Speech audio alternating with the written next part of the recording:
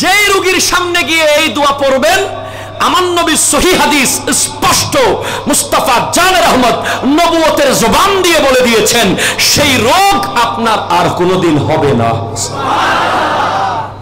সেই রোগ হবে না। আপনি একজন ক্যান্সার রোগীর সামনে গিয়ে এই দোয়া পড়েন, আপনার আর কখনো ক্যান্সার হবে না। আপনি একজন কোভিড-19 রোগীর সামনে গিয়ে এই দোয়া পড়েন, আপনার কোভিড হবে না।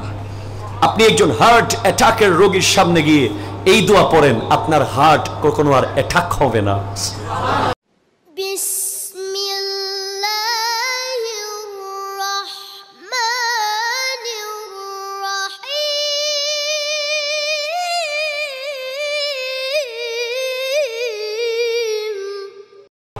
কোনো সন্দেহ নেই, বাস্তবতা আমি দেখেছি। আরজ করছি, আমরা রোগী দেখতে যাই, সবাই যান, অনেকে যায় না এমন আছে না? আমার ইসলাম কত সুন্দর। রোগী দেখতে কেন যাব? আজকে নেন, আপনারা অনেকেই যান, আব্বা আম্মা জোর করে পাঠায়, ঠিক কিনা বলেন? এবং এমনও দৃশ্য দেখি ফেসবুকে, আমরা পোস্টার ছাপিয়ে দেওয়া হয়, ক্যান্সার একটু বাঁচার জন্য সামান্য সহযোগিতা চায়, ঠিক কিনা বলেন না? একটা কিডনি চলে গেছে এমন রোগীর চিত্র আমরা দেখি, হার্টের ব্লক নিয়ে অনেক রোগীর চিত্র আমরা দেখি। ইসলাম এত সুন্দর, একজন রোগীকে, একজন জটিল রোগীকে আপনি দেখতে যাবেন, এই সুন্নাতটা কার? আরো জোরে বলেন না, কার? রোগী দেখতে যাওয়ার দরকার আছে না নাই? ক্যান্সারের রোগী হলে বেশি দেখতে যাবেন। সুবহানাল্লাহ। যত জটিল রোগ তাকে তাড়াতাড়ি আগে গিয়ে দেখে আসবেন, মরে যাওয়ার আগে। যদি বলেন হুজুর কেন? আমার আল্লাহ এত সুন্দর সিস্টেম আমার নবীর মাধ্যমে দিয়ে দিলেন।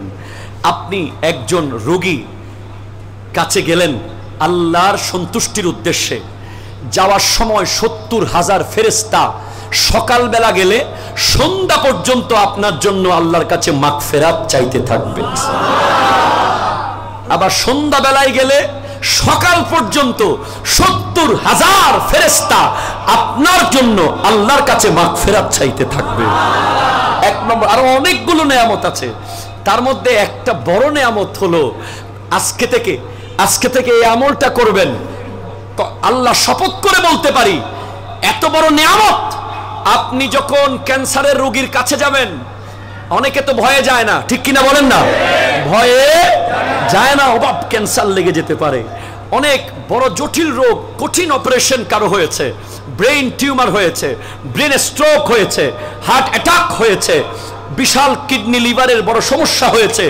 যত জটিল রোগী তত আগে চলে যাবেন তাকে দেখার জন্য, যত জটিল রোগী তত আগে তাকে দেখতে চলে যাবেন। এবং যাওয়ার পরে সহিহ হাদিস সিয়াসিত্তার কিতাবে এসেছে, তার সামনে গিয়ে দাঁড়াবেন। আরো জোরে বলেন না? দাঁড়িয়ে বলবেন এই দোয়া, আমার মুখে মুখে পড়েন, আলহামদুলিল্লাহ আল্লাযী আফানি মিম্মা তালাকা বিহি ওয়া ফাদ্দালা আলা কাসীরিন মিম্মান খালাকা তাবদীলা।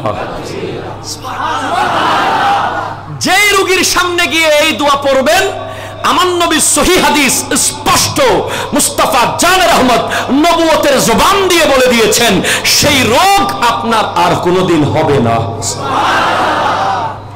সেই রোগ হবে না। আপনি একজন ক্যান্সার রোগীর সামনে গিয়ে এই দোয়া পড়েন, আপনার আর কখনো ক্যান্সার হবে না।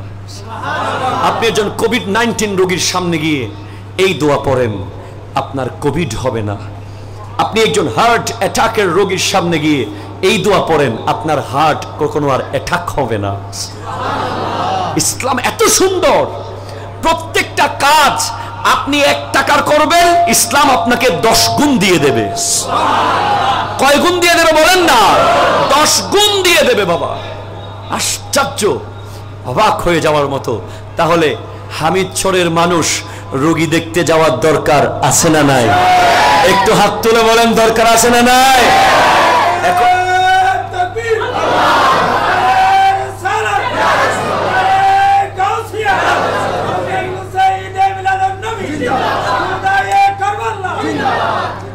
আল্লাহ কবুল করুক, আমিন বলেন।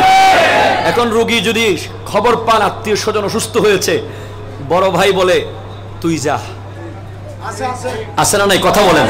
বড় ভাই বলে তুই যা, তুই যা, আমার ব্যস্ততা আছে, ব্যস্ততা। ছোট ভাই বলে ভাই আপনি যান, আমার মিটিং আছে, কথা বলেন ঠিক কিনা। এখন কে যাবে? যে ওই রোগ থেকে বাঁচতে চায় সে আগে চলে যাবে, কথা বলেন। ওই রোগী অসহায় আর ফিল করবে না, আমার আল্লাহ এত খুশি হয়ে যাবেন, কারণ ওই রোগীর পাশে কেউ না থাকলেও আমার আল্লাহ আছে, কথা বলেন ঠিক কিনা। এখন থেকে ক্যান্সারের রোগীর খবর পেলে আগে চলে যাবেন। হ্যাঁ, লিভার কিডনি রোগীর খবর পেলে আগে ভাগে চলে যাবেন, সেবা করবেন পারলে। বিশ্বাস করুন, আলা হযরত ইমাম আহমদ রেজা ফাজিলে বেরলভী আলাইহিমুর রহমাতুর রিদওয়ানের জীবন কর্ম থেকে জানা যাচ্ছে, যখন মহামারী হয়েছিল, প্লেগ হয়েছিল, তখন ওনার কাছে সে সিমটম দেখা গিয়েছিল। ওনাকে ডাক্তার বলেছে আপনার বোধহয় মহামারী হয়েছে। উনি বলছেন অসম্ভব, আমার কখনো মহামারী হতে পারে না, কারণ আমি আমার নবীর হাদিসটা আমল করেছি।